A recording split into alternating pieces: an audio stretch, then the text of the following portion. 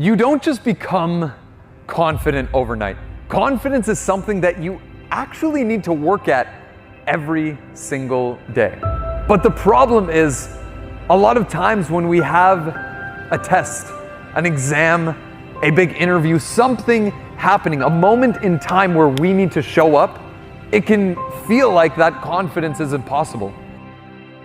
It can feel like those moments are so few and far between and that we're not enough to handle it. That we're not going to be able to make it through, that we're going to crack under the pressure, and all of those things may or may not be true, and they may happen and they may not. But what's true is that you are enough to handle it. And if you use the strategies that we're going to talk about in this video, you actually lean into the things, the tactics, the actions, and the habits that you can build to become more confident, then the next time you show up in an interview, the next time you have an exam, the next time you need to rise to the occasion, you'll be enough to handle it. Even though those moments may feel challenging, like the moment is just too big, like you're not enough to handle it, that's not true. You are able to overcome that, but it's going to take effort. It's going to take consistent action and using the strategies you need to be able to become more confident. Strategy number one is to build your skill. If you want to build your confidence, you need to build the reminders of what you're able to do, the reminders of what is possible for yourself. The more skills that you build, the more talent that you develop, the more competency that you have, regardless of what it's in, will trick yourself into believing to be more confident, will allow you to feel more confident in yourself and in your own ability. Strategy number one is to build your skill. Strategy number two is to welcome failure. Oftentimes when we think of failure, when we think of rejection, when we think of all of these things, we consider them and immediately put them in this category of wrong. We immediately put them in this box of they shouldn't have happened. When the reality is, failure is necessary to be able to improve. Failure is necessary to be able to excel. If you aren't willing to fail, you are not going to succeed. If you haven't built the ability to welcome in failure, you will not have the opportunity to be able to succeed. You will not have the opportunity to achieve success.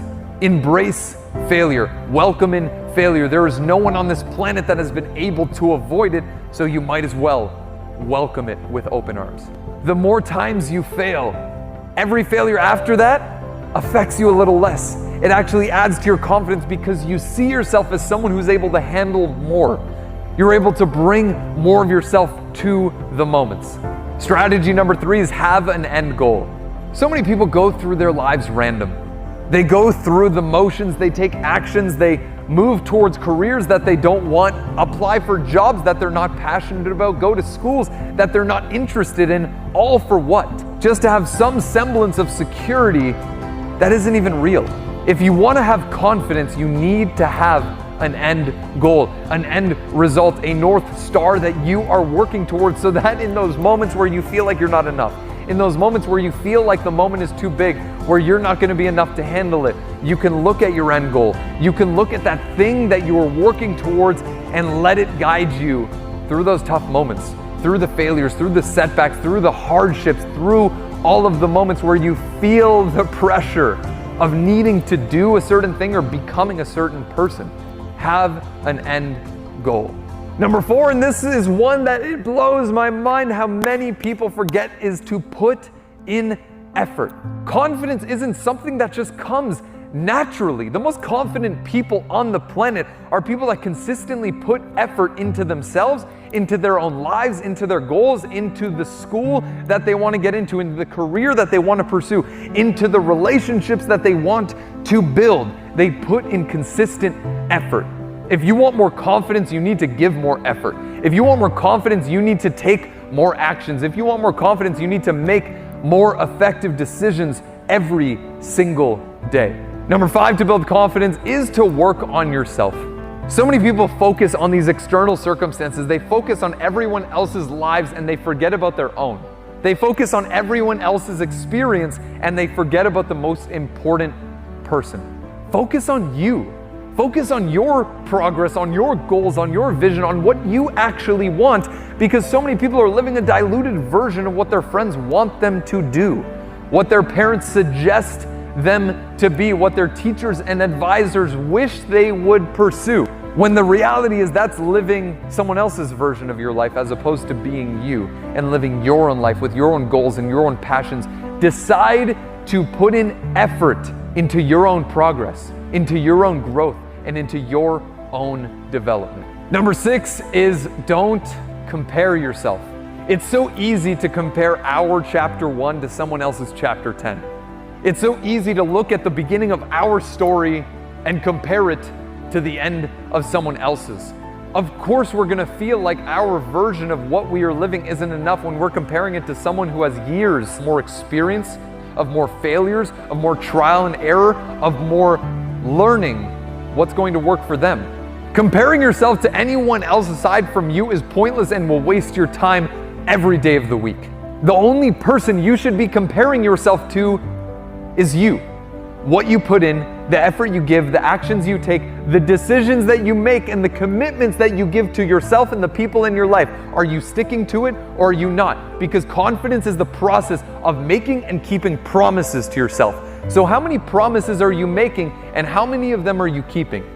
How many actions do you take? How many habits do you decide to build? How many New Year's resolutions do you decide to create but never stick to? Decide to stick to your word. Number 7 is believe in your own ability. So part of confidence is believing in your ability to figure things out. Don't rely on these external circumstances to validate who you are or the effort that you can put in or the amount of things that you're able to do or the position that you hold in your own life. Believe in your own ability, and to do that, all you need to do is look at yesterday, the day before, the week before, the month before, and know that you are on a path to get better. You are improving every single day. That's confidence. Confidence isn't being this perfect version of yourself, being this perfect person that sticks to their goals, that has amazing habits, that wakes up at the same time every single day without fail. Confidence is about being better than the person that you were yesterday. Confidence is about being more of you than you were yesterday. That is how we develop confidence, by developing our skills, by developing who we are, by developing our understanding, our point of view, our perspective, not only on ourselves, but the world around us. If you want to build confidence, believe in your ability to grow. Believe in your ability to get better. Believe in your ability to give that presentation, to rock that exam, to get into that school, to get that dream job. Believe in your own ability. And number 8 is to accept your imperfections. Josh Shipp says, your imperfections make you human, and your humanity makes you influential. If you want to be influential, not only for your own life, but for the lives of the people around you, realize that it is your imperfections that make you human. It is your imperfections that people want. That is what people need. People are starving for authenticity, because your level of confidence will be determined by your ability to accept your imperfections. Your level of confidence will be determined by your ability to look at the things in your life, everything under the sun that makes you you, and be able to accept it and lean into it and not put it into a corner, not push it away because you're ashamed. Confident people know that your imperfections are what actually allow you to be confident.